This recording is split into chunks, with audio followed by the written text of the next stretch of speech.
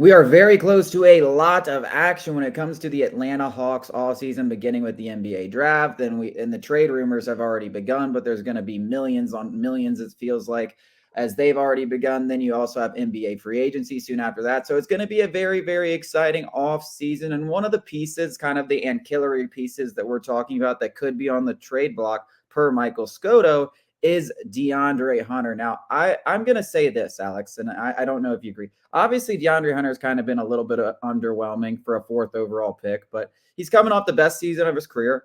Nearly 50% from the field, pretty close to 40% from three, over 15 points a game. Guards your best offensive player. Now, I'm not sure he should always be being doing that. I don't think he's as good of a defender as we expected him to be coming out of college, but still a pretty good defender. When I look at what the Hawks lack, it's guys like DeAndre Hunter. Why are we thinking about, you can make the argument that he's overpaid, but $22.5 million for 3-and-D player, pretty much the going rate. I mean, the contracts have gotten absurd. So I don't really get stuck on $22.5 million. That's like the going rate for a 3-and-D wing. That's pretty good. Why would we trade this guy away? Yeah, I mean, if you've got kids, just say if you can average 15 points in the NBA, you're going to be a very, very rich just like man. the facts, though. That is the going rate. I know, some Hawks fans may not agree, and it may just be because he hasn't lived up to that that lofty draft status, and that's completely fair to knock him for. But to actually knock him as a negative player is patently false. I mean, he is a contributing player, and if your intention is to bring him off the bench, then maybe move him, because you cannot be paying a bench guy $22.5 million. But he should be. I think in terms of who you want to surround Trae Young with, it should be a guy like Jalen Johnson, DeAndre Hunter, and big boys. Just big boys, big boys, yeah, big give boys. Me Brandon Ingram. Let him play shooting guard. Correct. Give me three guys that are 6'9", and give me a 7'1" Alex Sarr. Or give me Donovan Clingan. Tell me how much better, right? Like I know these are hypotheticals, but Brandon Ingram or any big shooting guard, like a 6'6", 6'7", 6'8" shooting guard that has a little bit of scoring potential, with DeAndre Hunter, with Jalen Johnson, and Donovan Clingan. And I know Clingan's not the sexy number one overall pick, but that guy can step up and stand and bang, is going to be one of the best defensive centers in the league very quickly. They automatically went from the worst defensive team in the league, like one of them, to that's a defense that you can write home and be like, hey, we can win some games. Because Trae Young is going to get most offense, and you got Jalen Johnson, DeAndre. I mean, I'm just saying, bogey. A fair knock is the injuries. He has struggled to stay healthy, and that continued this past year. And that's a legitimate concern. There's no doubt about that. Injuries are inevitable in this game, in professional sports, but it does feel like DeAndre Hunter is less available than a lot of other $22.5 million players.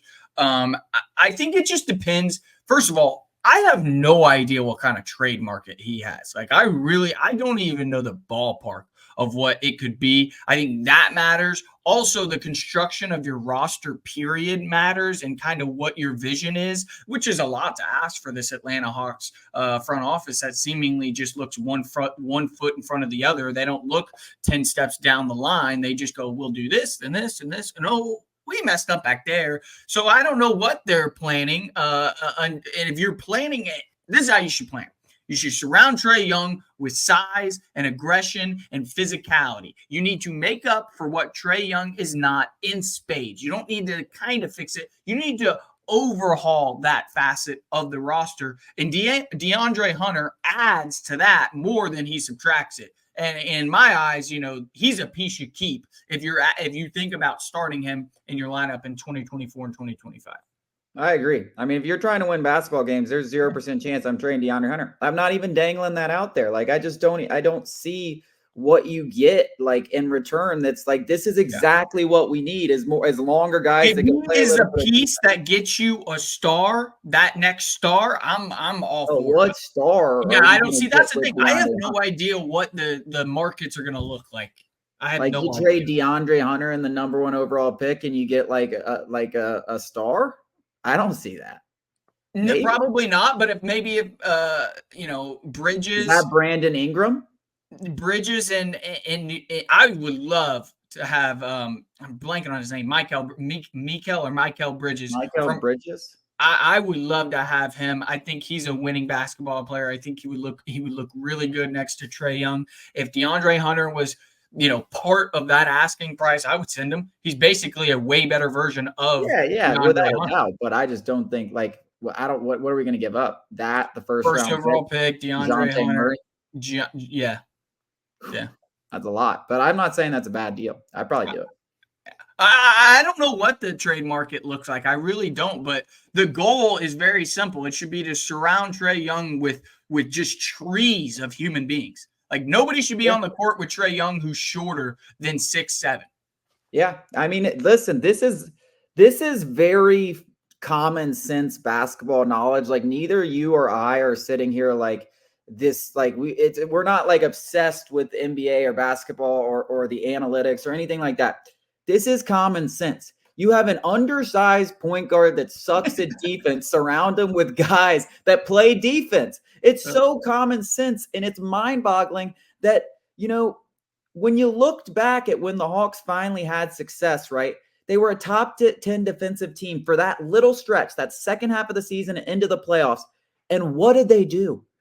They won games, and they didn't win games like 130 to 120. They won them like 108 to 104, like how you win games in the NBA when things start to matter. Like it's mind-boggling that these idiots haven't been able to just get that through their tiny little heads that you can't just not play defense and win basketball games. It's pretty incredible. But if they switch up the philosophy and they keep Trae Young, maybe that changes in a wide open Eastern Conference. We got to go to break. We'll talk a little bit more about this after the break.